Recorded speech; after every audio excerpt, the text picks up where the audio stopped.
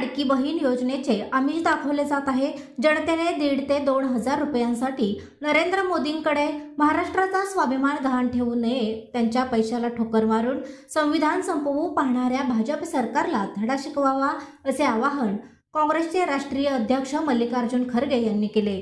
कडेगाव येथे दिवंगत काँग्रेस नेते पतंगरावजी कदम यांच्या पूर्णाकृती पुतळा व स्मारकाचा लोकार्पण सोहळ्यानिमित्त ते बोलत होते। खरगे म्हणाले, लोकसभा निवडणुकीमध्ये महाराष्ट्राने महाविकास आघाडीचे सर्वाधिक खासदार निवडून दिले। आता विधानसभेच्या निवडणुकीतही महाराष्ट्रातील जनतेने अशीच साथ द्यायला हवी। महाराष्ट्र जिंकला तर देश जिंकल्यासारखे आहे। भाजपचे सध्याचे सरकार हे लोकांनी निवडून दिलेले नाही, त्यांनी दुसऱ्यांचे पक्ष फोडून सरकार आणलेले आहे। नकली पक्ष त्यांच्याकडे तर मूळ व खरे पक्ष आमच्याकडे आहेत। मल्लिकार्जुन खरगे यांनी नरेंद्र मोदींच्या वरती निशाणा साधला।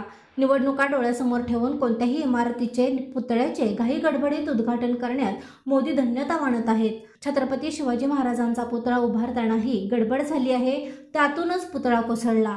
महाराष्ट्रातील शिल्पकारांनी साकारलेले अनेक पुतळे संसदेत दिमाखात 50 वर्षांहून अधिक काळ उभे असताना मालवणचाच पुतळा कसा पडला असा सवाल खरगे यांनी केला। अग्रणी न्यूज, विटा।